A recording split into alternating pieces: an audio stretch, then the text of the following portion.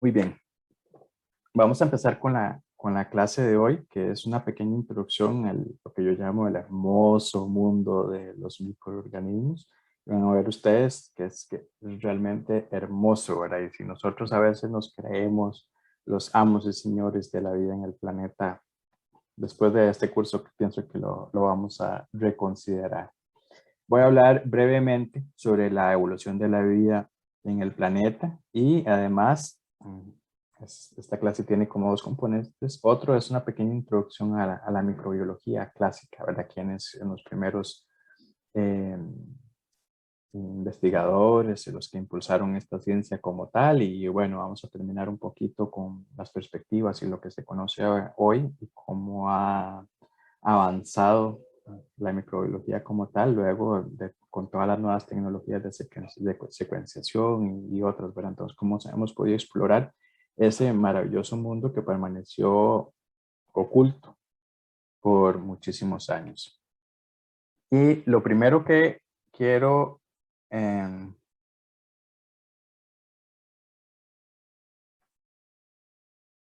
lo primero que quiero mencionar es con la evolución de la vida en el planeta. Entonces, bueno, como ustedes saben, en la mayor parte de la historia del planeta solo han existido formas de vida microbianas y la oxigenación de la atmósfera por acción de las cianobacterias, particularmente durante 2000 años, fue la que provocó estos grandes cambios en las formas de vida de la Tierra. Pero para tal vez para ubicarnos más en tiempos más geológicos, de ahí ustedes saben que el universo empezó hace 13.7 billones de años con el Big Bang. Es más, ahora que estaba pensando en cómo preparar, cómo presentar esta clase, y quisiera preguntarles si algunos de ustedes saben qué hubo antes del Big Bang. Siéntanse totalmente libres de especular.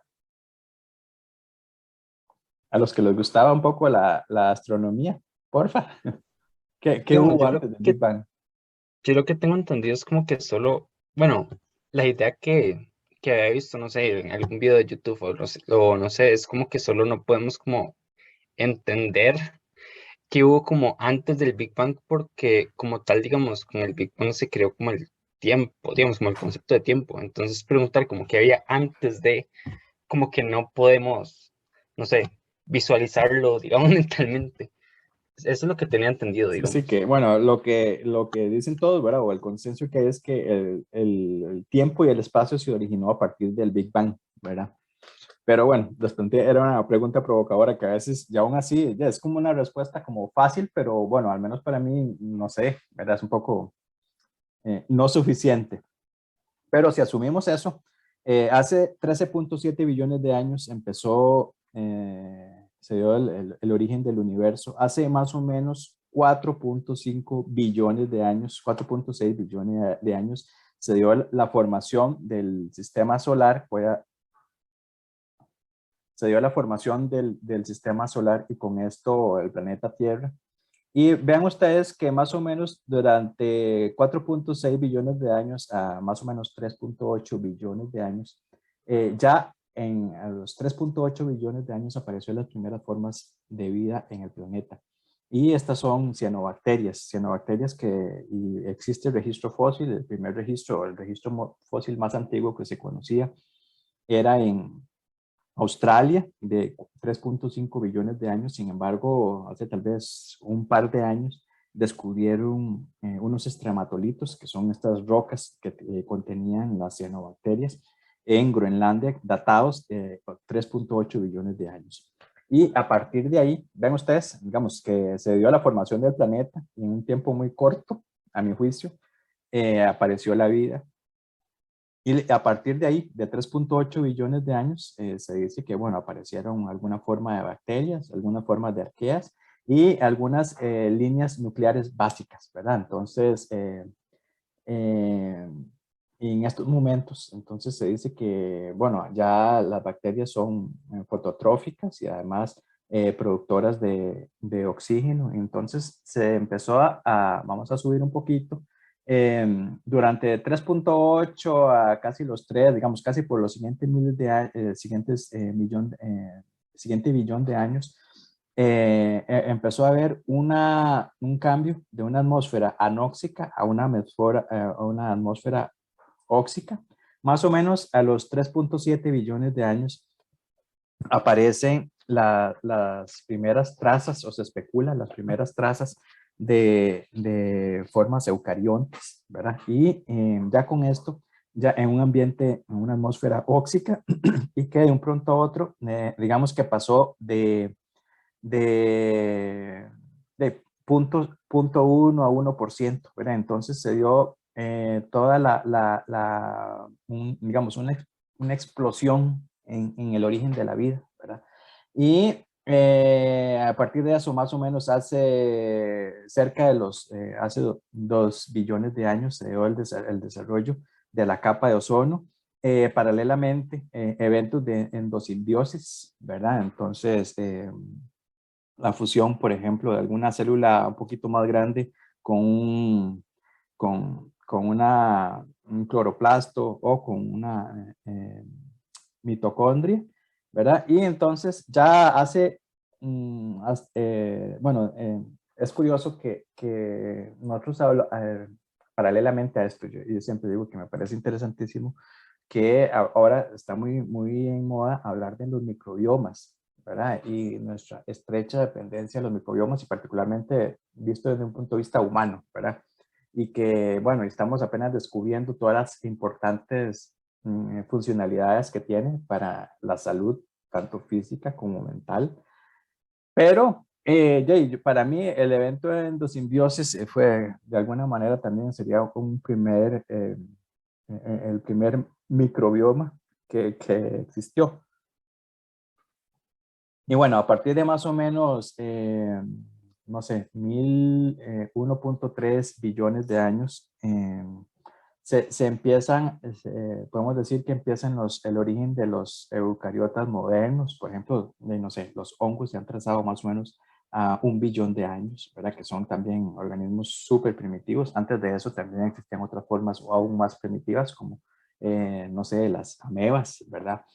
Vean, a veces me disperso, pero es que a mí me parece tan interesante que hay algunas teorías que dicen que, bueno, en la evolución que primero aparecieron formas ameboides, ¿verdad? Y que algunas de estas amebas digamos que perdieron la capacidad de engolfar y más bien los eudópodos se transformaron en halos de hifas, ¿verdad? Entonces, y que dieron origen a los primeros hongos, ¿verdad? Y luego los hongos, bueno, evolucionaron a otras formas más derivadas como las conocemos hoy en día. Pero ¿verdad? Durante este periodo, más o menos de los 3.5 billones de años a los 1.000 millones no sé, más o menos casi hace 1 billón de años, se dio lo que llamamos la explosión de oxigenación de la atmósfera. Entonces se dio una explosión en la formación de la vida y que bueno, pasamos de un punto 1 a un 1%, un 10% a más o menos un 20% con lo como conocemos hoy en día. Y bueno, ya de ahí en adelante, hace más o menos 500 millones de años, aparecieron ya otras formas de vida en la explosión entre el intercambio entre el periodo precámbrico y el cámbrico, ¿verdad? Entonces aparecieron ya, se dio la invasión de las plantas a la tierra y bueno, las formas de vida como las conocemos hoy en día. Lo que quiero mencionar con todo esto es que los microorganismos han sido tal vez los organismos más abundantes durante todo el transcurso de la vida en el planeta. También quisiera hacerles, yo no sé si a ustedes les parece un poco raro, ¿verdad? Pero voy a decir, honestamente, a mí siempre me ha parecido un poco contradictorio que aquí tenemos 4.6 billones de años y luego más o menos 3.8 billones de años. Es decir, que más o menos entre 0.5 a 0.7 billones de años, de la nada apareció una primera célula, una primera forma de vida. O sea, de la nada, en un tiempo tan corto en el cual la Tierra se estaba apenas enfriando, la atmósfera se empezó a condensar, entonces empezó a haber agua líquida tal cual. O sea, bueno, en unas condiciones en un periodo muy corto apareció la vida y sin embargo, de la primera forma de vida a tener un ser humano, se tardó 3. No sé, digamos que 3.5 billones de años. ¿A ustedes no les parece que hay algo raro aquí, en las asimetrías del tiempo, en cómo evolucionó la vida? ¿O seré solo yo? De hecho, como que duró un montón más de tiempo, de formarse la Tierra a originarse la vida, como que el salto del origen de la vida a los seres con núcleo, digamos. Entonces, sí, también es como interesante eso. Vean, a mí esto de verdad siempre, nunca me ha calzado, ¿verdad? Y entonces yo siempre he pensado que hay algo raro aquí y que para mí la única forma en que en tan poco tiempo se haya originado, o sea, tener de la nada a algo, debió durar más que el tener del algo a algo más derivado, ¿verdad? Eso es, al menos esa es mi lógica. Y entonces, yo no sé, y pueden pensar que yo soy un poco subversivo, pero yo sí pienso que la parte de tener influencia en vida extraterrestre puede haber ayudado un poquito más. Y me voy a explicar ahorita más adelante. Bueno, las primeras formas de vida, ahorita retomo el tema. Entonces, las primeras formas de vida, durante los primeros millones de años, toda la vida en el planeta fue procariota, como acabo de decirles. Por definición, los procariotas son microbios unicelulares carentes de organelas, ¿verdad? Entonces, esa es una definición clásica y simple. Sin embargo, ustedes saben, bueno, no sé si ustedes han trabajado con diferentes grupos de bacterias, pero uno a veces hace cultivos de bacterias que uno llama unicelulares y en realidad a veces en una placa de cultivo se comportan como si fueran un tejido, ¿verdad? Y como si fueran una forma eh, mucho más derivada, mucho más pluricelular, o los mismos, no sé, pensemos en un biofilm, tienen una organización, una estructura tan complicada y tan elaborada, y que para mí no necesariamente son unicelulares, pero bueno, esa es la definición clásica. Y la otra, también se asume que son carentes de organelas. Sin embargo, es interesantísimo que, bueno, en la naturaleza siempre encuentra uno excepciones, pero hay unos organismos interesantísimos que viven, por ejemplo, en volcanes o sea, en fuentes volcánicas, ¿verdad? Y se ha encontrado que estos forman un tipo de organelas que se llaman magnetosomas. Entonces, en los magnetosomas acumulan ciertos iones metálicos, ¿verdad? Y que es una estructura tal cual, y que estos iones metálicos aparentemente, bueno, son importantísimos para darle direccionalidad de movimiento a las bacterias, ¿verdad? Entonces bueno, en un sentido simple uno puede decir que son unicelulares carentes de organelas, pero no necesariamente. El otro tema es que todavía son los organismos más abundantes del planeta y como ustedes sabrán o tal vez habrán escuchado, tenemos millones en el cuerpo.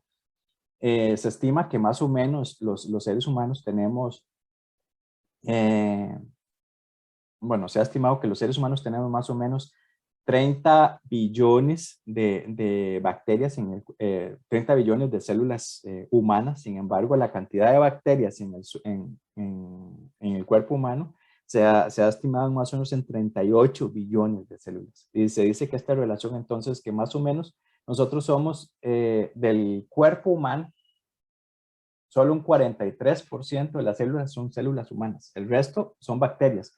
Eso sin contabilizar hongos, virus, protistas, ¿verdad? Entonces, lo que yo casi siempre trato de vender es que nosotros los seres humanos en realidad somos un cascarón. Y no es que donde están viviendo, y no es como simplemente que las células están viviendo ahí y no tienen una relación intrínseca con las células humanas, sino tenemos muchísimos años como seres humanos, como especie Homo, tenemos más o menos 2 millones de años de coevolución con nuestros organismos. Entonces, hay funciones tanto para la salud, para la digestión, para producción de neurotransmisores, ¿verdad? Que nosotros en realidad somos un compendio de microorganismos, somos un superorganismo, un bioma, ¿verdad? Y bueno, entonces los microorganismos son abundantes, no solamente en el ambiente, sino también dentro de nosotros y forman una parte intrínseca.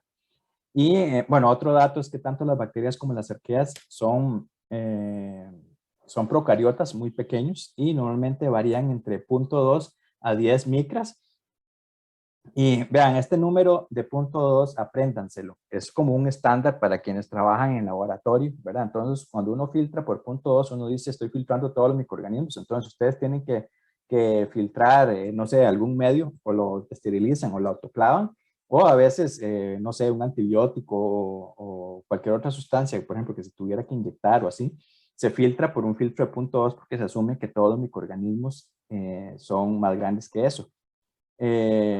Y bueno, y normalmente son más grandes, hay muy pocas excepciones, ¿verdad? Pero las hay también que son más pequeñas de este tamaño, pero en general se asume como un estándar. El 0.2 micras es como para ser filtrado por microorganismos. Naturalmente, si uno está trabajando en aislamiento de virus, por ejemplo, entonces pues, es un patrón. Las bacterias quedan aquí y el filtrado, ahí sí pueden encontrar los virus.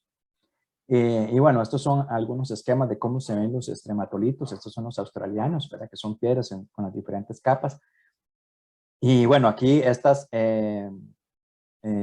son estrematolitos de 2 billones de años donde han habido periodos de alteración, entonces donde hubo oxidación de los diferentes sustratos, ¿verdad? Que se muestran como los colorcitos rojos que estamos viendo aquí. Este otro Aquí les muestro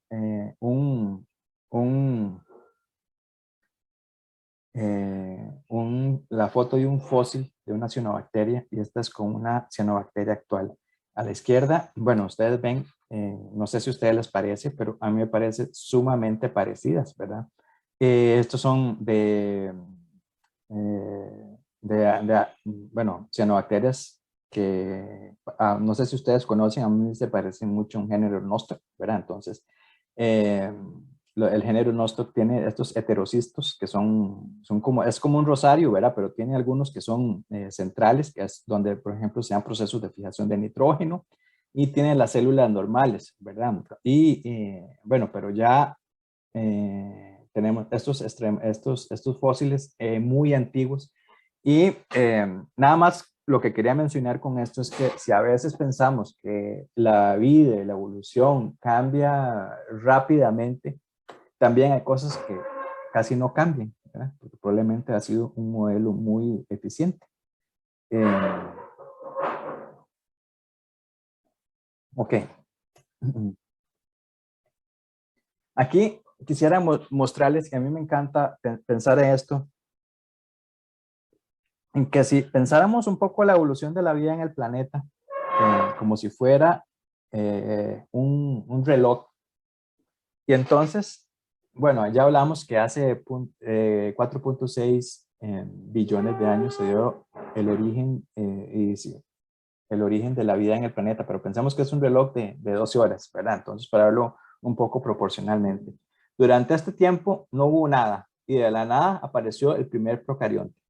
Y los procariontes como forma de vida, desde ahí, ¿verdad? Es 3.8 billones, aquí tienen el problema entre 3.6.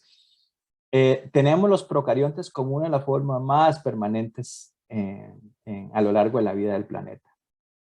Ya luego, más o menos en los 2.7 billones de años, empezó a aparecer el oxígeno en el planeta, producto de la acción de los procariontes, particularmente las cianobacterias. Entonces empezó a producir oxígeno en la atmósfera. Entonces, bueno, ya tenemos la aparición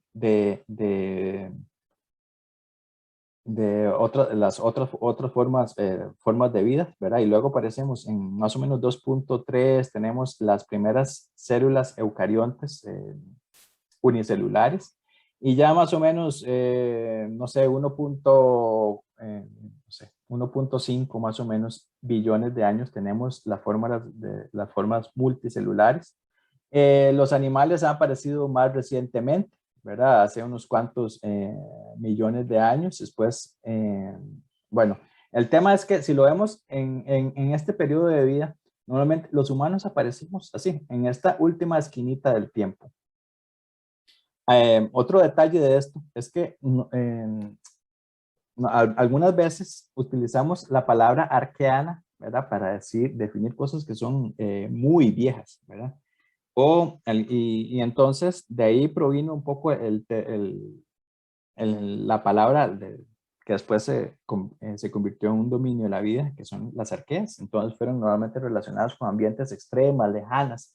Sin embargo, lo que hemos aprendido, que las arqueas no solamente son esos organismos de ecosistemas rarísimos, extremófilos, sino en el mismo cuerpo tenemos muchísimas arqueas que son mesófilas, ¿verdad? Y que conviven, simplemente que no las podíamos detectar por las formas en las que estábamos tratando de amplificar. Por ejemplo, si uno usa primers del 16S, predominantemente están sesgadas para amplificar bacterias y hay muy pocos, o las variaciones con respecto para amplificar las arqueas es sustantiva, entonces por eso es que no se amplificaban. Conforme ha avanzado el conocimiento, entonces ya mucha gente ha hecho variaciones, nuevos primers, entonces se amplifican más y se amplía el conocimiento de estas, y entonces cada vez se va ampliando y se ha descubierto que las arqueas, a pesar de tener ese nombre tan remoto y tan primitivo, son más comunes de lo que pensábamos. Este es otro, aquí a la derecha, arriba tenemos otra forma de cómo ver la vida en el planeta, ¿verdad? Y entonces, aquí lo que quiero nada más destacar es que los humanos, si fueran un reloj de 24 horas, los humanos aparecimos a las 11 de la noche con 58 minutos con 43 segundos. Es decir, en el último minuto con 17 segundos aparecimos los humanos. Y bueno, hemos sido suficientes como para hacer grandes destrozos en el planeta. Sin embargo, lo que yo pienso es que con o sin humanos, la vida en este planeta va a seguir. Así sencillo. Y aquí quisiera retomar esto que les hablamos en la primera diapositiva, sobre el origen de la vida en el planeta. Y entonces resulta que esta diferencia pequeña, digamos, entre estos primeros 0.7 billones de años para que apareciera la primera forma de vida y que luego se tardara 3.5 billones de años para pasar de una célula, una forma de vida muy primitiva a algo, digamos, más derivado, como lo que podríamos considerar un humano, a mí no me calzaba.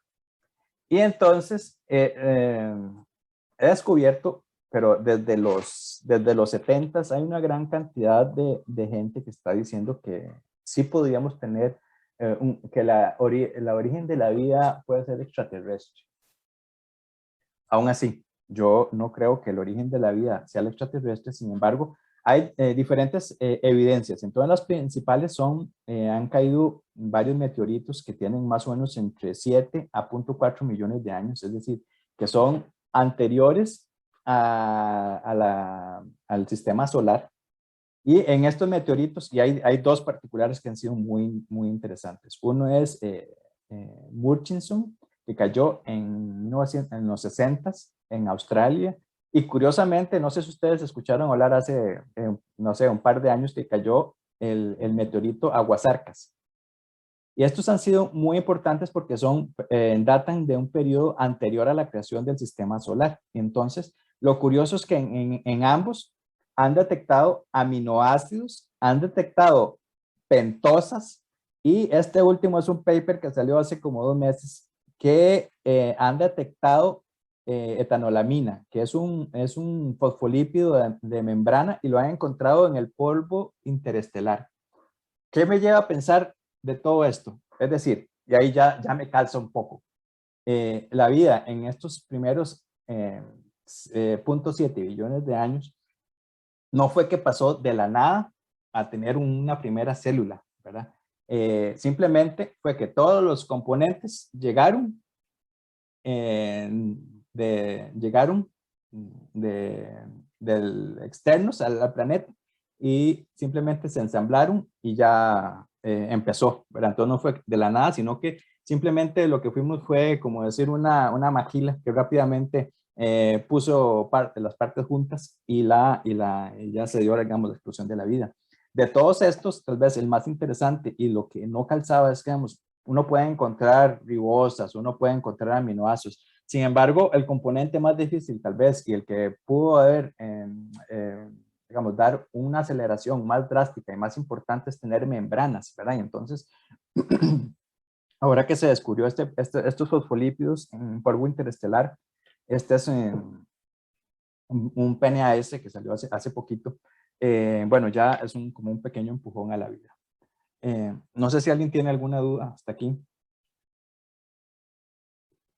Yo no sé si a ustedes los interesa tanto como a mí, pero a mí me parece apasionante esta parte. A mí también me parece como súper interesante porque creo que fue como el año pasado que en la atmósfera de Venus como que también existía como la posibilidad de que también hubieran como este tipo de moléculas. Pero tengo una pregunta, digamos acá en la Tierra, sería muy difícil que también, digamos, se crearan estos compuestos como solos, por así decirlo, sin necesidad como de que llegaran como de un meteorito, porque imagino que si llegaron de un meteorito, se tuvieron que también haber creado como en algún momento en otro lugar, como, no sé, por sí mismo, digamos. No Bueno, sé si me estoy dando a entender. sí, esa es la teoría clásica, ¿verdad? Del caldo primigenio, ¿verdad? Y que hicieron esos Ajá. experimentos y tal. Sin embargo, digamos, obviamente se pudieron haber creado aquí, ¿verdad? Sin Mm, embargo, digamos, para que apareciera, si hubiera sido así, como de la nada, me parece que no hubiera sido, es lo que yo opino y lo que pienso, mm, que no hubiera sido tan rápido. Y además, ujú, aunque estén los compuestos ahí por separados, o sea, el tema y el gran paso para mí es la creación de poder ponerlos dentro de una membrana, ¿verdad? Y ujú. eso también es mucho más complejo y no hubiera pasado tan rápido, ¿verdad? Entonces, por eso no fue origen tal cual, sino a mí me parece que tal vez deberíamos llamarlo el ensamblaje de la vida en esta Eso. primera etapa. Sí. Eh, ok, ahora, no sé si tienen alguna otra duda respecto a esto. Ah, no, no. Ok. Muy interesante, igual. Ahí, bueno, más adelante les voy a comentar otras ahí, ideas ahí más o menos que he tenido, pero de esto me gustaría también escribir algo. Algo también un poco relacionado con esto es que eh, bueno, en el pasado hicimos un estudio para analizar los lagos que están debajo de los glaciares en Antártica. Estos son lagos que han permanecido eh, sin contacto por miles de años, ¿verdad? O millones de años, sin contacto con exterior, ¿verdad? Que son atrapados. Y nosotros encontramos que ahí la vida también había florecido, ¿verdad? No, yo estaba estudiando particularmente las poblaciones de hongos, ¿verdad? Pero también otra gente ya había estudiado las poblaciones de bacterias. E inclusive hay otros lagos que son todavía mucho más profundos, que han encontrado en más o menos igual, hay uno que es muy famoso, el lago Williams en Antártica, que es una perforación que tuvieron que perforar más o menos más de 1 kilómetro y encontraron agua dulce ahí, ¿verdad? Igual en estos lagos aislados totalmente de la atmósfera y contacto exterior, también encontraron abundantes o poblaciones de microorganismos, ¿verdad? Y básicamente, bueno, bacterias.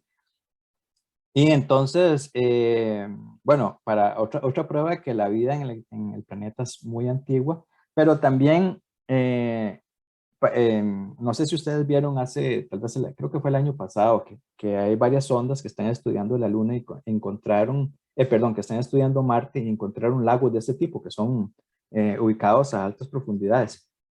Desde mi punto de vista, no hay duda de que hay formas de microorganismos que hay vida y muy semejante a la que uno puede encontrar bacterias y tal vez algo un poquito, bacterias, arqueas y tal vez algún eucarionte por ahí, de fijo, que se van a encontrar ahí, se van a acordar de mí.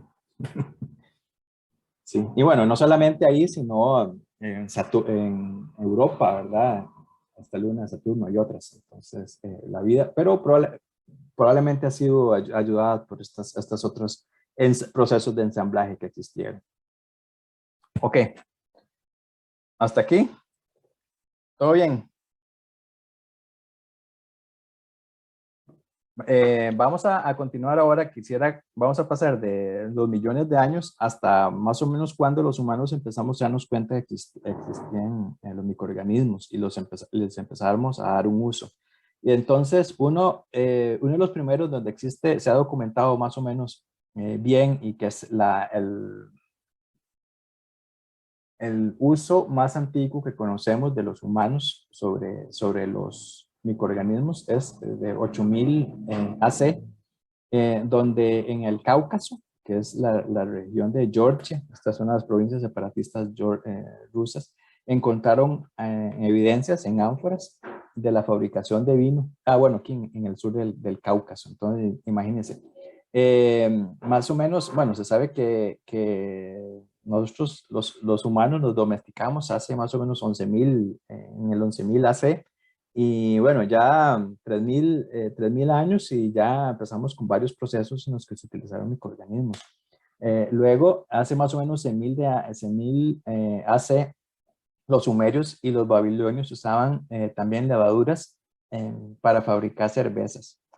Y yo no sé si ustedes han tenido oportunidad de estudiar, pero la cultura sumeria, a mí me parece que fue una cultura tan avanzada y sí, tan desarrollada en todas sus formas, bueno, y lastimosamente hoy saqueada y en guerras y estas cosas, bueno, y que lastimosamente para verlas hay que ir a los museos en Inglaterra o en Alemania, ¿verdad? Pero el legado de ellos es tan inmenso y bueno, uno es que ya usaban levaduras para fabricar cerveza.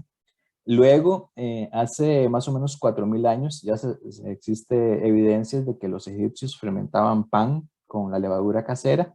Y de ahí brincamos nos brincamos 5.400, 5.300 años, hasta que, bueno, empezamos a destilar las bebidas alcohólicas, empezamos a usar bacterias de ácido acético para fabricar vinagre, bacterias de ácido láctico para hacer yogur. Y entonces generalmente relacionado la microbiología con la producción de alimentos o bebidas fermentadas.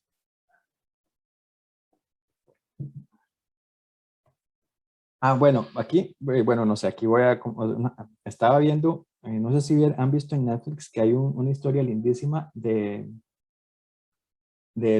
mundo, un maravilloso mundo de los hongos, una cosa así en Netflix. Les recomiendo que vean ese reportaje. Pero algo que me llamó mucho la atención es que ellos decían que algunos de los humanos primitivos usaban psicobilinas, ¿verdad? Que son, no sé si saben qué son, pero son estas moléculas alucinógenas que producen ciertos hongos.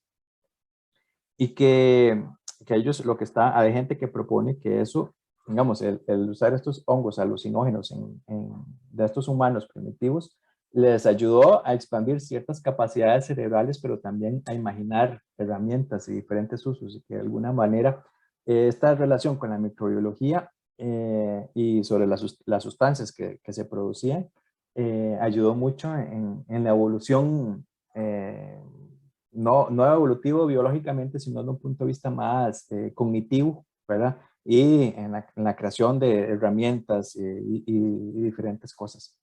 ¿Sí? Si tienen oportunidad de verlo ahí, se lo recomiendo.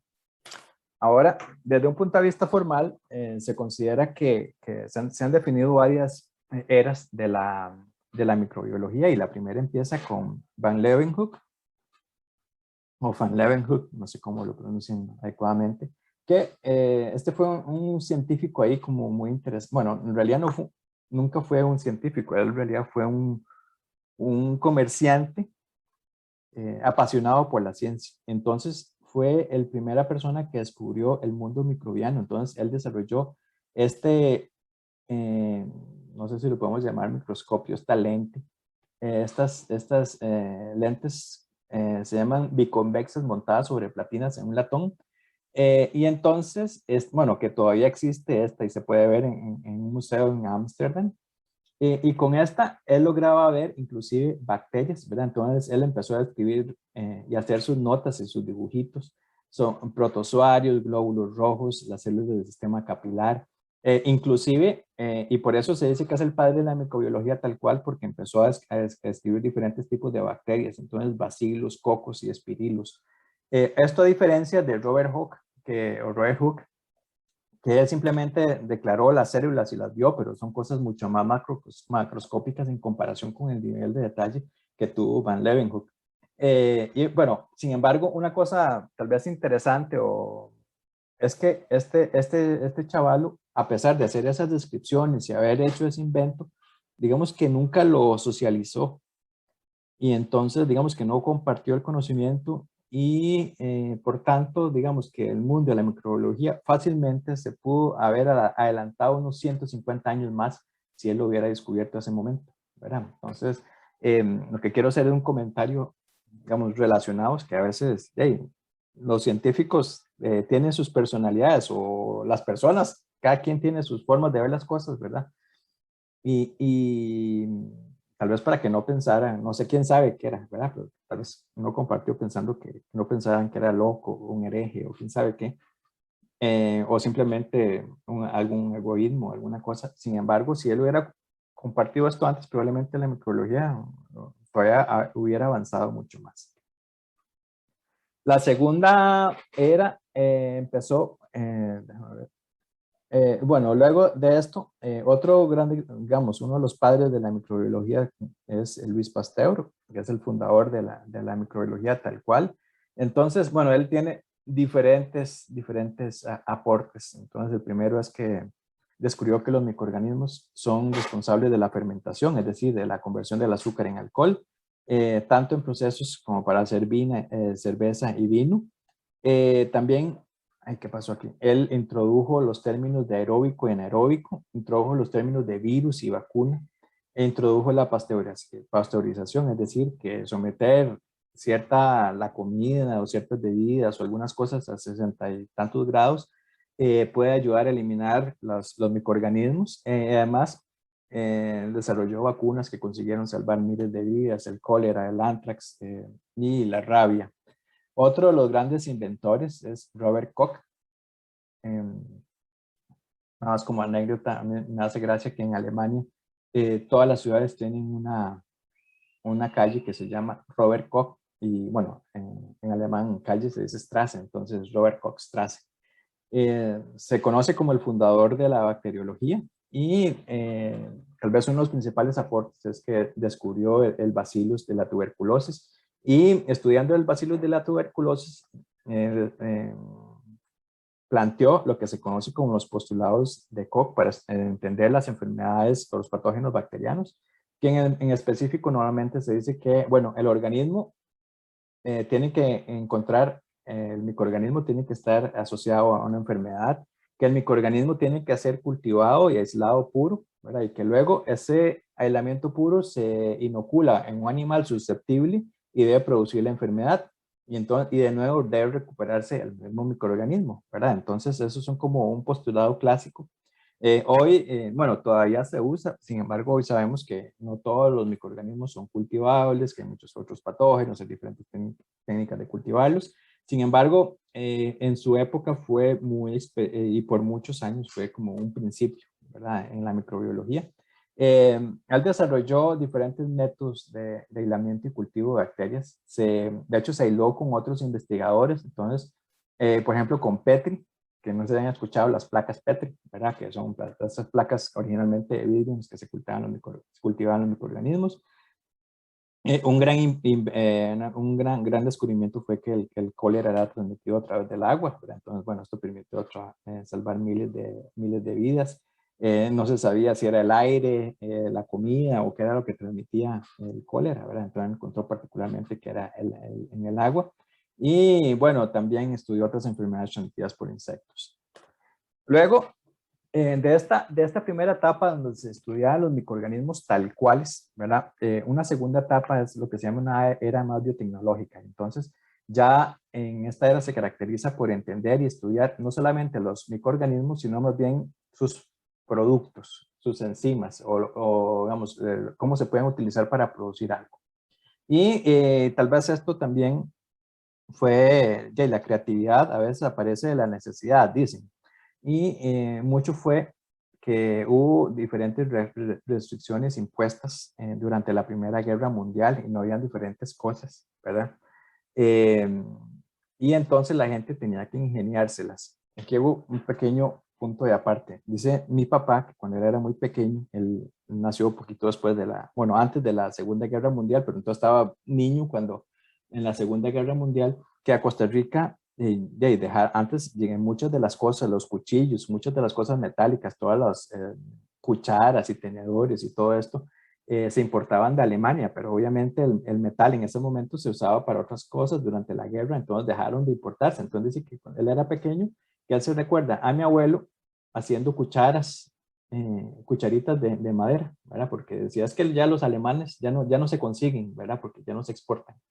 Pero bueno, aquí me voy a ubicar un poquito antes. La era biotecnológica, bueno, hubo diferentes restricciones, entonces la gente tenía que usar diferentes procesos químicos o biotecnológicos para producir los diferentes productos.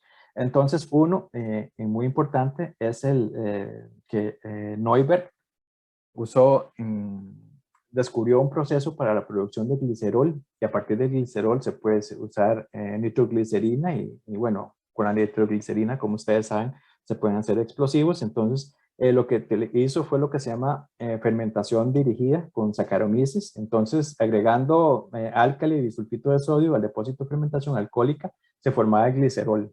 Y bueno, luego por esto a él le dieron más adelante un premio Nobel. Luego el proceso de Weizmann, en que se utilizaba Clostridium para la producción de disolventes como acetona, que también era un reactivo, un producto que no se podía conseguir fácilmente, y entonces empezaron a sintetizarlos por vías biotecnológicas. Entonces, esta es la segunda etapa, donde se utilizan los microorganismos para producir algo. La tercera etapa viene con Alexander Fleming. Como ustedes saben, es el que descubrió la penicilina. Entonces, no sé si ustedes han escuchado la historia de cómo encontró Alexander Fleming la penicilina.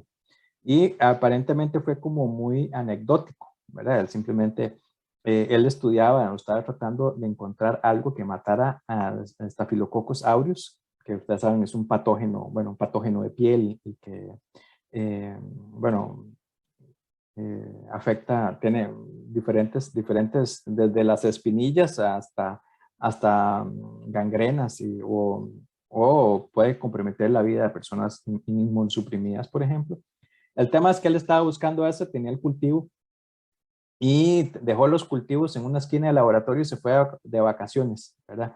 Y luego de cuando regresó a las vacaciones se encontró esto, que en medio de y lo que vemos aquí a la izquierda abajo, encontró que había un hongo creciendo y a la par del hongo había este halo se llama un halo de inhibición, ¿verdad? Que entonces donde la bacteria no podía crecer. Y no sé si ustedes han tenido la oportunidad de estudiar y cultivar microorganismos, pero bueno, esta cosa es apasionante cuando uno ve, cuando ponen, digamos, en cultivo hongo, bacteria, bacteria, y se forman estas, y es como no sé, como un líquido, como, no sé, como de color, y uno ve que de verdad que es como un fantasma que está asustando y donde la otra no puede presentar, no puede entrar. Y entonces, bueno, él descubrió que eso era un tipo de antibiótico. Sin embargo, él lo describió, digamos, a nivel de laboratorio, lo escribió en 1928. Sin embargo, fue hasta 1940 que estos dos investigadores en Estados Unidos, Ernest Chain y Howard Florey, fueron los que lograron producir esto ya a nivel masivo, se produjo en masa, y entonces a partir de ahí se crea, digamos, la primera producción en masa de los antibióticos que fueron usados principalmente para controlar las sepsis bacterianas en los heridos de la Segunda Guerra Mundial. Sin embargo, bueno, a partir de la creación de los antibióticos, para mí esto es uno de los grandes hitos de la biotecnología y que ha hecho que de alguna manera nosotros pasemos a tener una esperanza de vida de 50 años a tenerla hoy en 80 años, ¿verdad? Y que bueno, ahora también, no sé si no es la única cosa responsable, pero bueno, es responsable que seamos muchísimos en el planeta y que no estemos consumiendo más de la capacidad de carga del planeta, ¿verdad? Y que bueno, también ahora, bueno, a partir de esto, ¿verdad? Entonces, lo curioso es que, y creo que lo vamos a hablar más adelante, es que, bueno, hemos desarrollado muchísimos antibióticos, sin embargo, en muy corto tiempo las bacterias han desarrollado mecanismos de resistencia a los antibióticos y es más, las bacterias generan mecanismos de resistencia a una velocidad mucho más rápida a la que nosotros podemos generar nuevos antibióticos. De tal manera que como humanidad ya hemos perdido prácticamente ya nuestro arsenal contra defendernos de organismos, microorganismos patógenos, está tan disminuido que a la larga creo que podríamos perder la batalla, ¿verdad? Y bueno, se dice que en los próximos años una de las grandes preocupaciones y retos de la humanidad serán, bueno, enfrentar el cambio climático, número uno, número dos, la resistencia a los antibióticos, que puede causar muchísimas muertes, que se estiman millones de años para el 2050. Y para mí la tercera gran reto de la humanidad es la contaminación y particularmente la contaminación de microplásticos, que ya estamos hasta el borde, que, bueno, tienen impactos severos que hasta ahora estamos entendiendo. Ok, no sé si tenemos alguna pregunta hasta aquí. No sé si me estoy volviendo muy, yo sé que puedo sonar un poco monólogo, ¿verdad? Pero interrúmpame, pregúnteme cuando quieran. La cuarta era de la microbiología es entonces a partir de 1970, cuando ya se descubren las enzimas de restricción y a partir de las enzimas de restricción se puede hacer ingeniería genética, entonces para cortar genes de un lado, ponerlos en otro lado. A partir de eso también, bueno, en los 70 también se descubrió o se estableció bien la microscopía de barrido, entonces, y también, bueno, diferentes técnicas de secuenciación de ADN. Vean ustedes aquí a la derecha de arriba una cianobacteria con microscopía de barrido y vean ustedes qué hermosura, ¿verdad? Con qué nivel de detalle y además pareciera como, no sé, si fueran como unas canastas tejidas, ¿verdad? Y entonces ahora con la microscopía de barrido podemos entender, ver la diversidad de formas e inclusive ahora, bueno, han evolucionado mucho y en la clase de tecnologías aplicadas lo vamos a ver más, que se puede inclusive ver a la composición atómica, es decir, que si tienen átomos, la composición carbono, nitrógeno, oxígeno y bueno, muchísimos otros de las moléculas que están que es impresionante, que nos ayuda a entender, ¿verdad? Inclusive el uso y si fueran un simbionte, entonces, ¿quién le está pasando qué a qué otro? Otra de las tecnologías que ayudó mucho fue el método de secuenciación por Frederick Sanger en 1977. Y luego, bueno, ya a partir de 1982 y tal vez uno de los grandes hitos en la biotecnología es la producción de insulina humana clonada y producida en Escherichia coli.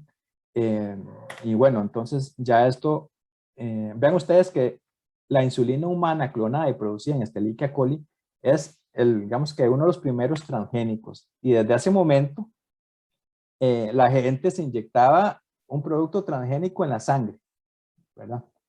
Y no hay problema, ni hay problema todavía, pero vaya la gente, se come una picarita, ¿verdad? Que es producida con algún transgénico y sí, entonces, y entonces sí es un gran problema de usar transgénicos. Entonces, bueno, la historia de los transgénicos es todo un tema, ¿verdad? Pero estas ahí dualidades y a veces las críticas particularmente pienso que le han hecho mucho daño al avance de la ciencia. Sin embargo, y además, en estos momentos particulares ya es también una historia del pasado, es una cosa obsoleta. Todavía los diputados podrían estar discutiendo eso, ¿verdad? Pero ya en estos momentos tenemos CRISPR y otras tecnologías mucho más modernas que, bueno, ya no deberíamos estar discutiendo a través de por los transgénicos. Y bueno, aparte de eso, también no solamente se produce insulina humana, sino interferones, hormonas de crecimiento, antígenos, etcétera. Y otro gran descubrimiento en esta era es la descubrimiento de una enzima para hacer la PCR en termófilos acuáticos. Y bueno, lo que ha permitido que entonces a partir de una región de ADN se pueda producir muchísimo ADN.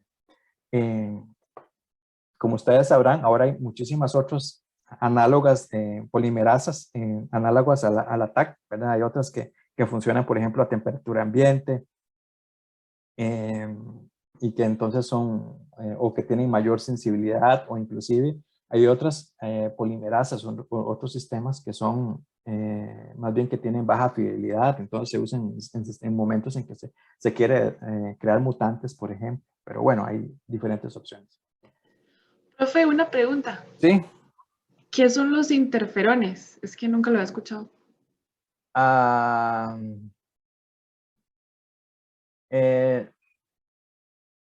Son moléculas utilizadas para fortalecer el sistema inmune. Un poco, va por ahí un poco, pero no conozco el detalle, no recuerdo el detalle específico, pero sí, están relacionadas vamos, para el fortalecimiento o el control de algunos patógenos. Ok, gracias. Okay. Luego, otro de los grandes, para mí, avances en la microbiología vino de Carl Woese. Este chavalo, desde los 70s, empezó a analizar las secuencias del gen 16S ribosomal y descubrió que había algo completamente, al analizar las secuencias, algo completamente distinto, y es lo que él llamó el dominio arquea. ¿Alguno de ustedes se les ocurre por qué se usó como marcador el 16S ribosomal?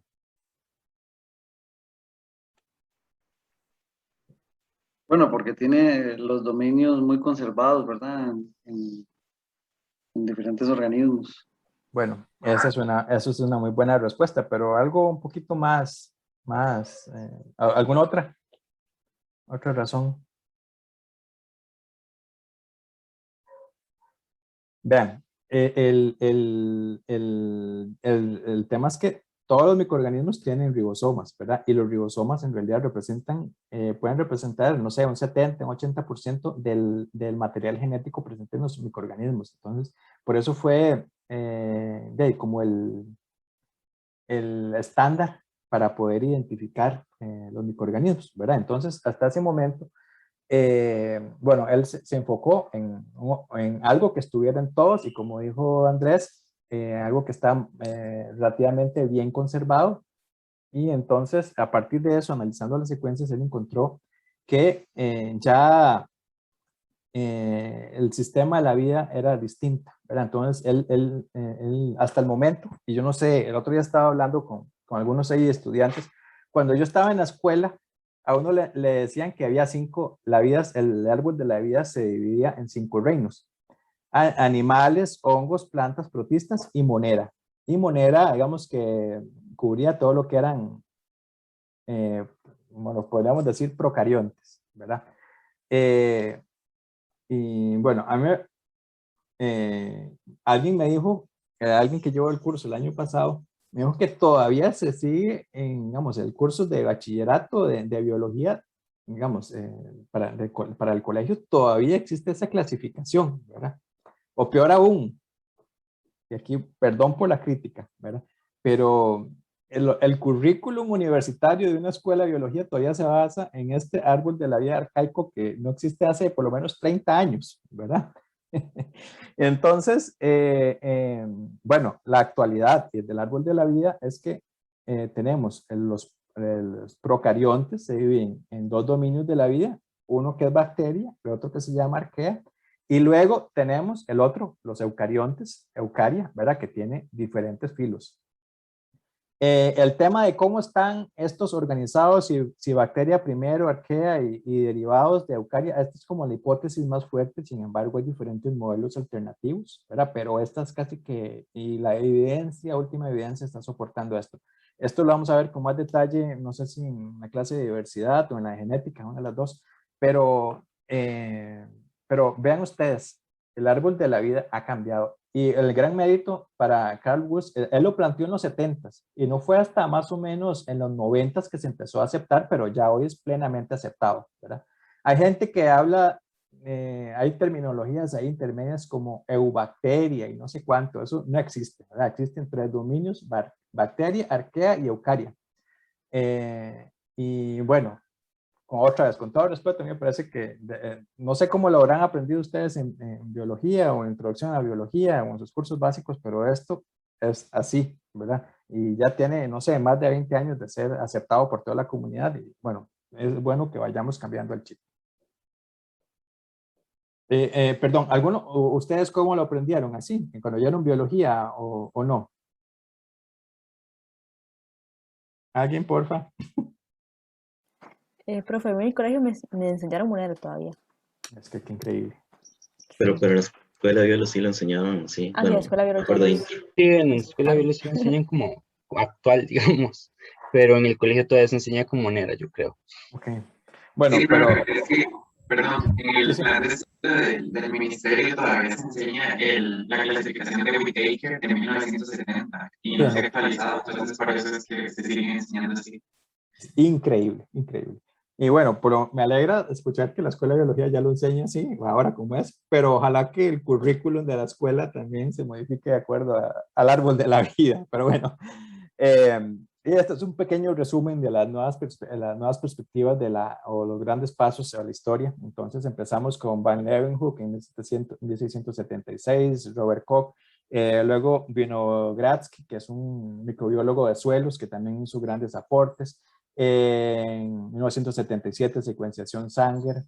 En 1900, por ese año también Carl Woese propuso este sistema de los 3 dominios. Ya en 1980 se inventa ya el sistema del PCR tal cual.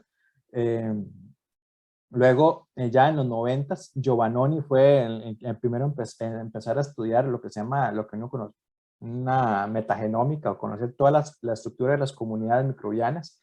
Y ya a finales de los 90 empezamos a tener diferentes tecnologías de secuenciación, ¿verdad? Como, bueno, en principios del 2000, con el primer secuenciador de Roche, bueno, y otros secuenciadores, o sea, pues aparece ya en el 2008, aparece el primer proyecto del genoma humano, que es, y bueno, que ha avanzado muchísimo, ha logrado un gran conocimiento de todos los microorganismos. Ya para el 2011 aparece el PacBio, que es una síntesis y secuenciación de ADN de mucho más cadenas mucho más largas que pueden ir entre 10 y 60 kbs.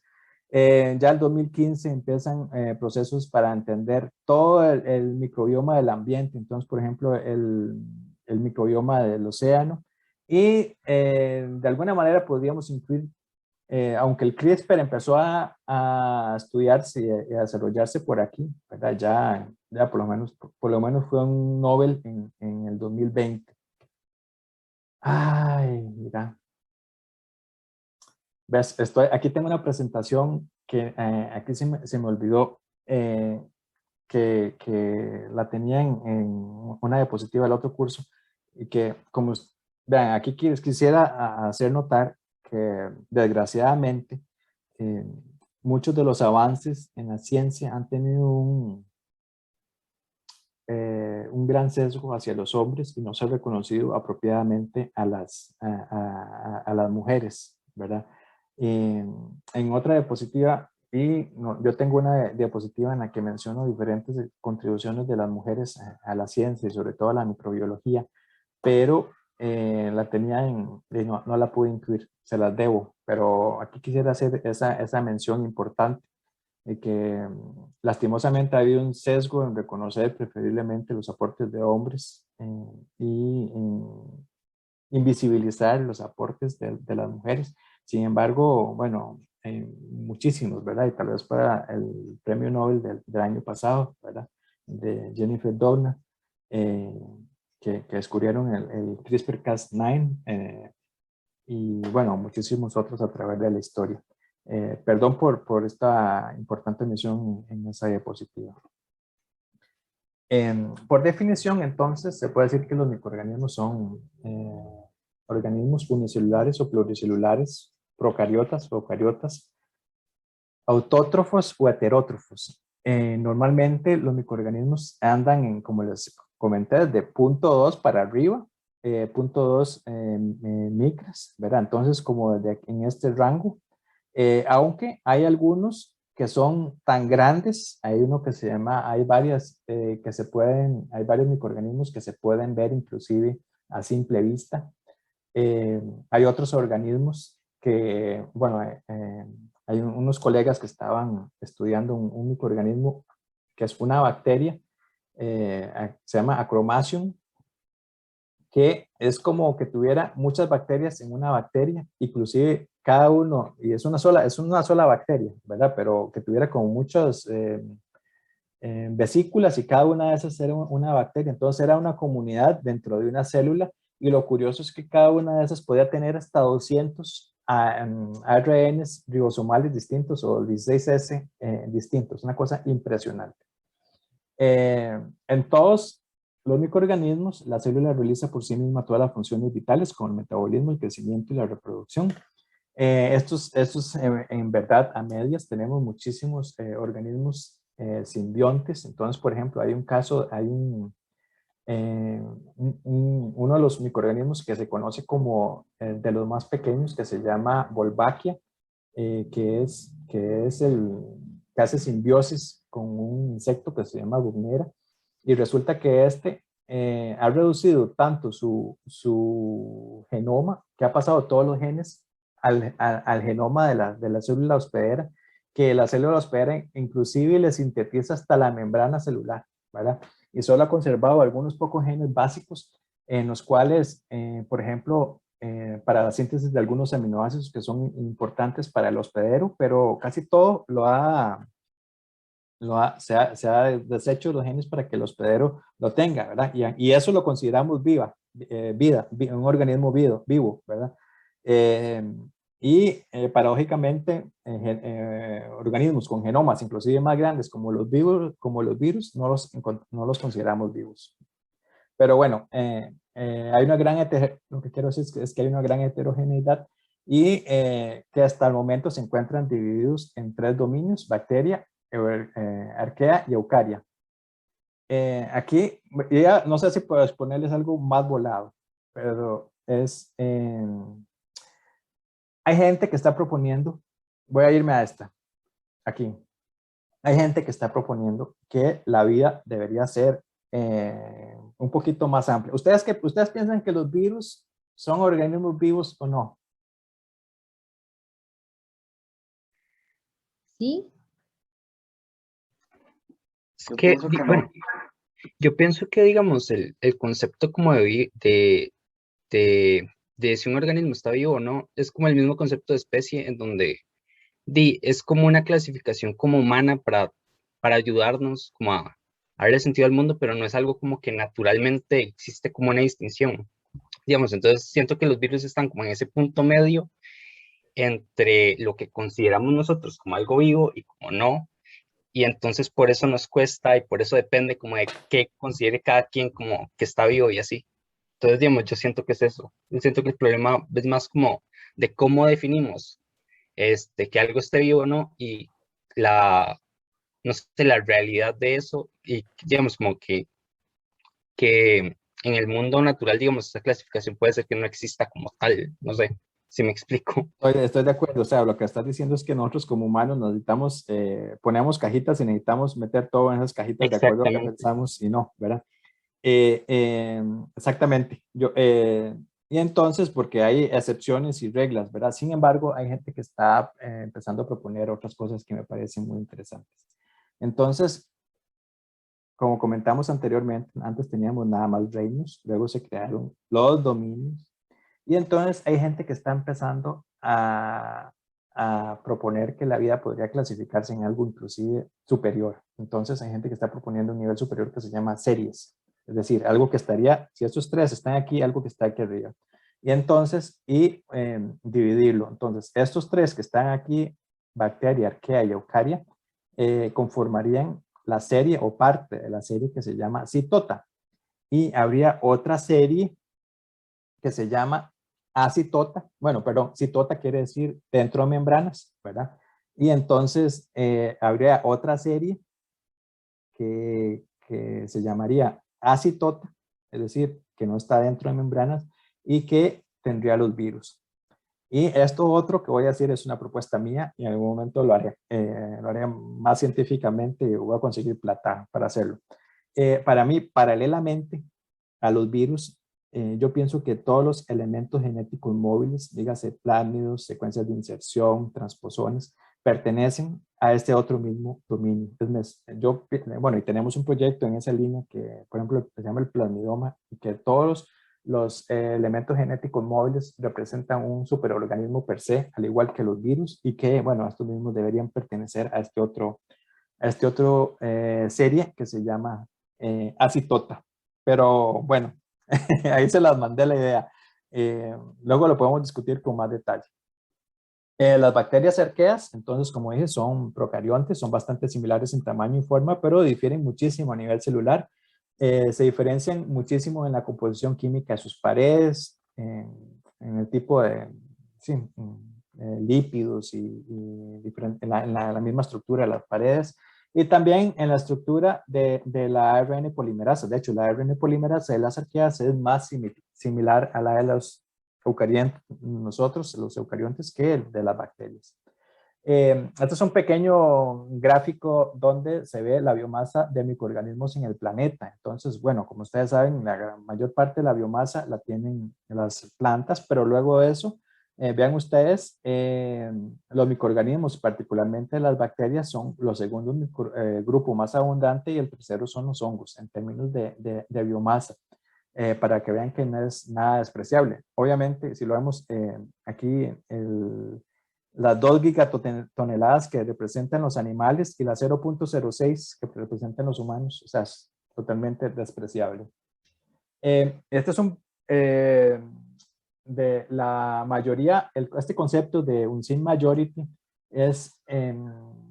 fue propuesto en 1998, pero me encanta utilizarlo, y y tal vez está en el núcleo de la idea que yo quisiera venderles. O sea, todo lo que está allá afuera es una mayoría que no simplemente no estamos observando. Entonces, para que vean ustedes que en 1 mililitro de agua de mar se pueden encontrar hasta 10 millones de fagos, 1 millón de bacterias heterotróficas, 100,000 bacterias fotosintéticas, 4,000 protozoarios, 3,000 algas y, bueno, algunos inclusive zooplancton.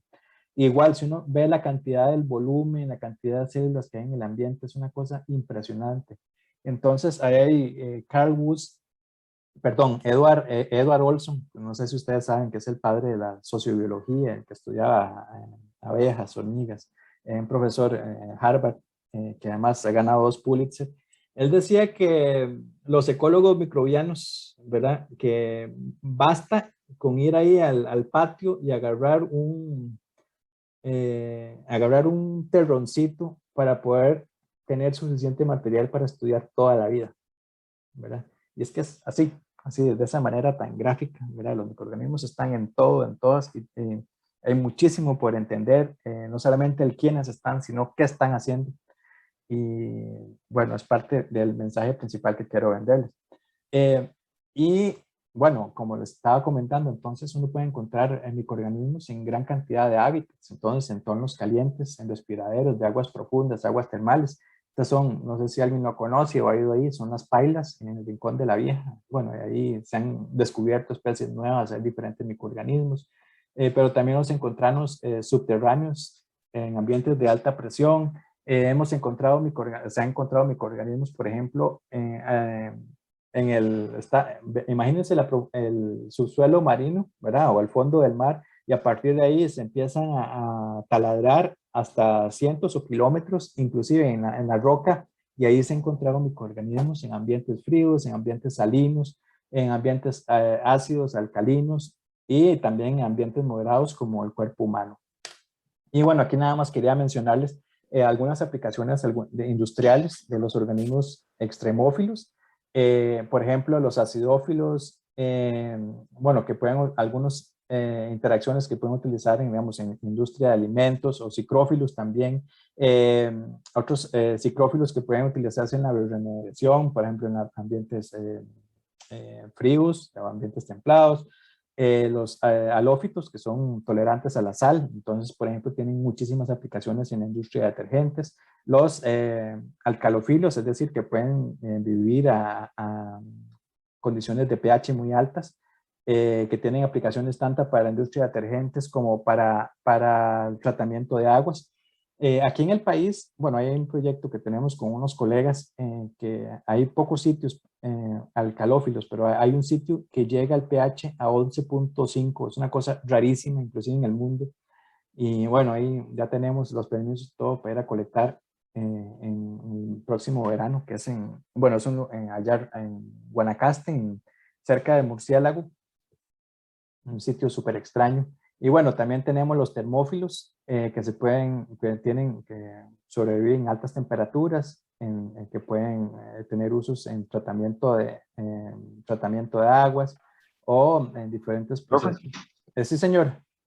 No, es que tenía una consulta, porque yo vi ahí en ResearchGate que usted tiene algunas publicaciones de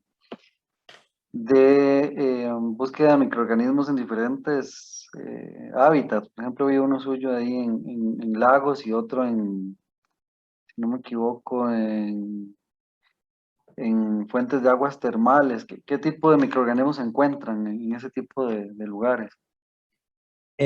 Curiosamente uno pensaba que habría, por ejemplo, bueno, hemos estudiado en el volcán Poás, entonces a pH 0, imagínense, o otras altas temperaturas, no sé, ahí que salen en las aguas calientes, bueno, allá por el Irazú. Uno pensaría que hay más microorganismos como arqueas y todo, pero tenemos tanto bacterias como arqueas. Sí, de ambos grupos, sí, ahí, o sea, otra vez, este concepto de lo que uno dice bueno, esto me recuerda de lo que estábamos hablando antes. Uno dice que son extremófilos o ambientes extremos de acuerdo a los criterios humanos, ¿verdad? Pero para los microorganismos que viven ahí, esas son sus condiciones naturales, ¿verdad?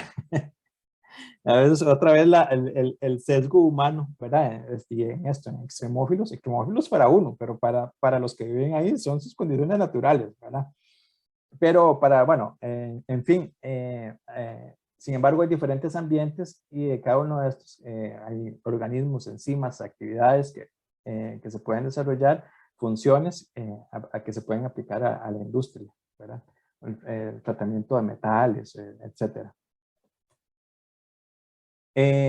Andrés, bueno, no sé, más adelante tal vez es curiosamente que en los cursos generalmente nunca meto nada de lo que yo hago o lo que he publicado, pero tal vez algo ahí de estos los del campo AS y algunos otros podría ser interesante incluir. Bueno, pero bueno, sí, voy a retomarlo después. Y bueno, otro ejemplo, de ahí muchísimos microorganismos es el microbioma humano, ¿verdad? Entonces, que se concibe, el microbioma por definición es el conjunto de microorganismos y todos los genomas de bacterias, arqueas, virus, protistas que residen en el cuerpo, están asociados a nosotros tanto en la salud como en la enfermedad, y se estima que la proporción, antes lo que les comenté, antes se decía que era 10:1, ahora más bien es más o menos de 1.3:1. Y algo muy importante es que la mayoría de los microorganismos no son cultivables. Antes se decía que solamente un 1% de los microorganismos son cultivables.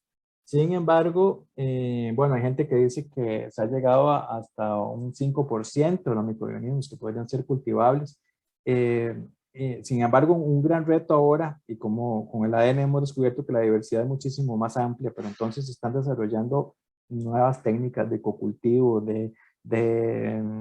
no sé, de diluir los medios, de hacer medios selectivos, de cultivar por más tiempo, etcétera, y que bueno, han permitido, bueno, hay otras técnicas, como por ejemplo el cell sorting, separación con citometría de flujo y otras, que han permitido tener acceso y cultivar a otros microorganismos, y entonces ya cuando uno tiene más material se puede estudiar obviamente la función, interrelaciones con otros microorganismos, nutrientes, condiciones, y bueno, no hay nada como tener el microorganismo tal cual. Por mucho tiempo, digamos, cuando aparecieron muchas de las técnicas genómicas y esto, se dio como para estudiar básicamente el ADN, pero hoy yo creo que nada sustituye como tener el microorganismo y hacer la prueba, y si estamos viendo la relación simbiótica o patogenicidad, y estudiar y hacer el experimento y a partir de ver los análisis, y no solamente estudiar el ADN, porque el ADN es un registro del libro del potencial, pero no necesariamente lo que se está haciendo, ¿verdad? Entonces, bueno, es importante que se están desarrollando nuevos métodos para cultivar. Un breve resumen del microbioma humano. Entonces se calcula que hay más o menos 10.000 especies bacterianas, y hay grandes variaciones entre las diferentes partes del cuerpo. Entonces aquí no hace falta que sepan qué es cada color, pero digamos, en una parte del cuerpo hay cierta proporción de ciertos organismos, en otras partes hay otras, ¿verdad? Entonces la boca, el pelo, el intestino, los genitales, etcétera. Y algo que es interesante es que en general, eso sí, como en cualquier otro ecosistema, muchas veces se encuentra uno que hay algunas especies que son muy abundantes, mientras que hay una gran diversidad de especies que están en proporciones muy bajas. En general, entre las diferentes partes del cuerpo, entonces hay una mayor proporción en el intestino, en la boca, luego en la piel y luego, por ejemplo, en la vagina, que se han estudiado. Se sabe que hay 300 veces más cantidad de genes microbianos que los de las células humanas. Entonces, nosotros sabemos que más o menos hay alrededor de 23.000 genes humanos. Sin embargo, si sumamos todos los genes que hay en las bacterias, estos podrían llegar entre 2.000 y 200.000 genes, es decir, la cantidad de funciones que pueden desempeñar cantidad de funciones, dígase producción de metabolitos secundarios, compuestos, enzimas, hasta neurotransmisores, ¿verdad? Son muchísimo más amplias que simplemente las que pueden producir las células. Algo interesante es que si analizamos las funciones de una persona sana, del microbioma, por ejemplo, del intestino, de una persona sana aquí en Costa Rica, otra en China, otra en, no sé, en África y otra en Europa, van a haber grandísimas variaciones entre las especies, pero las funciones más o menos se mantienen, inclusive dentro de las mismas partes del cuerpo. Vean este gráfico aquí, en donde uno ve, y entonces ya no se analizan quiénes están ahí, sino las funciones. Entonces vean entre la parte de la mucosa bucal, la lengua, las heces, etcétera, y uno ve que hay cierto patrón, ¿verdad? Entonces, que es algo interesantísimo bueno, a veces no importa tanto la bacteria o el grupo, sino bien la función. Aún así, sí pueden haber variaciones en el tiempo, con la geografía, el sexo, la etnia. Los microorganismos podrían considerarse una huella dactilar que puede utilizarse en medicina de precisión. Ya para ir terminando, quisiera mostrarles, esta es la última versión del árbol de la vida, y por eso quiero insistir en que la importancia del curso de microorganismos y entender los microorganismos, porque es que son gran parte del árbol de la vida. Entonces voy a empezar aquí a la derecha. Todos estos que son como morados, bueno, para mí es como moradito o lila, no sé, yo para colores muy malo, pero todos estos aquí de la derecha son lo que se llaman filos candidatos, es decir, todos estos son, o sea, filos, o sea, la verdad que estamos al nivel más alto de la vida, para los cuales se conocen por medio del ADN ambiental, por ejemplo, o que se han aislado el ADN, sin embargo no se han logrado cultivar los microorganismos. Entonces, para la definición clásica de especies, todo hay que tener el organismo cultivado, ¿verdad? Entonces, estos no se han cultivado, pero vean ustedes que con base al ADN se han identificado más de una vez, ¿verdad? Y estos puntitos rojos significan que no hay aislamientos, ¿verdad? Pero una gran cantidad de la diversidad de la vida que sabemos que están ahí, que conocemos inclusive su genoma, pero que no se han podido cultivar, ¿verdad? Luego, aquí a la izquierda, arriba, tenemos todo esto arriba son bacterias, ¿verdad? Pero entonces, en este lado derecho que estoy señalando, tenemos las que son candidatas y todas estas, digamos que sí, entran dentro de una definición formal, taxonómica, de los diferentes grupos. Vean ustedes, no sé, tenemos actinobacterias, firmicutes. Firmicutes son... bueno, muchos de los que viven en los intestinos, muchos que son anaeróbicos, esto lo vamos a ver más adelante. Muchos de los patógenos que conocemos, o Escherichia coli, o también, por ejemplo, son gamma proteobacterias, que las tenemos aquí. Tenemos, bueno, alfa proteobacterias, por ejemplo, las bacterias que hacen simbiosis con muchas leguminosas, que son alfa proteobacterias. Pero ven ustedes que es una cantidad inmensa de ramas de la vida distintas. En estas que tenemos rojas también, algunos se han cultivado, pero también otros no se han cultivado, por eso es que se señalan, pero es una variedad impresionante. Luego, aquí abajo tenemos un poquito más separadas, tenemos las arqueas, y dentro de estas tenemos, bueno, antes aparecían uno, pero ya hay una gran cantidad de filos nuevos que se han descubierto. Uno de estos, esta ramita que se llaman Lokiarchaeota, y curiosamente quienes la descubrieron fueron estos grupos japoneses, y bueno, más detalles lo veremos cuando Ivonne nos exponga el paper que le tocó, pero bueno, lo interesante es que Lokiarchaeota, todas tienen nombres no sé si todos han visto la película Thor, ¿verdad? Pero todos son Loki, Odín, todos dioses de la mitología, ¿verdad? Y bueno, se dice que este grupo es tal vez el más cercano que correlación con los eucariontes. Y luego en esta última ramita verde, aquí a la derecha, abajo, tenemos los eucariontes, ¿verdad? Y entonces tenemos, bueno, los diferentes grupos, y dentro de estos tenemos Opisthokonta, que son casi todos los, digamos, lo que podríamos llamar organismos un poquito más derivados, y sobre los cuales se enfoca la mayor cantidad de lo que se estudia en biología, o sea, se ha estudiado tradicionalmente, bueno, que incluye las plantas, mamíferos, etcétera. Pero vea, son solamente esta liniecita del árbol de la vida, vea, todo el árbol de la vida que es gigantesco, y hay tantas cosas por conocer, ¿verdad? Entonces por eso es otra vez mi incitación a la importancia de que veamos más allá, o sea, hay cantidades de formas distintas, cosas rarísimas, cosas nuevas, funciones, usos, aplicaciones, ¿verdad? Que nos falta por descubrir. Y ya para terminar, esta es simplemente una pequeña gráfica en la cual muestro cuántos genomas se han secuenciado. Este es el Genome Taxonomy Database de la última versión de abril de este año. Y entonces, se han secuenciado más o menos alrededor de 254,000 genomas de bacterias, y pertenecientes, vean ustedes, a 45,000 especies distintas.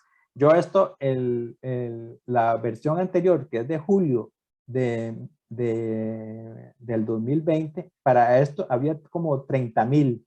Y vean que en menos de un año se han secuenciado alrededor de 15,000 genomas, y que se encontraron como especies distintas.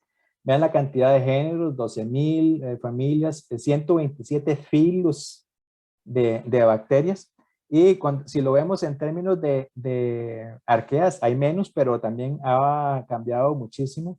Hay 4,000 y resto genomas de arqueas secuenciados pertenecientes a 2,300 especies, 19 filos y, bueno, 851 géneros. Y esto está avanzando de una manera impresionante. Y con lo que quiero decir con esto es que, bueno, para que no esté la cantidad de material, de información, que el árbol de la vida es gigantesco. Y otra cosa importante es que, bueno, antes hablábamos de que bueno, uno pensaba que el biólogo era nada más el que estaba en el campo, ¿verdad? Luego, ya se empezó a ver que hay biólogos que no solamente en el campo, sino también en el laboratorio, ¿verdad? Es más, me hizo mucha gracia que en esta encuesta que les pasé, muchos de ustedes se ven trabajando en un laboratorio, independientemente que sea público o privado, ¿verdad? Y haciendo cosas aplicadas. Bueno, súper bien. Pero también hay una nueva rama, ¿verdad? Que es toda lo que llaman el biólogo del byte, ¿verdad? Que es el biólogo de bota, el bata, y el de byte, de megabytes.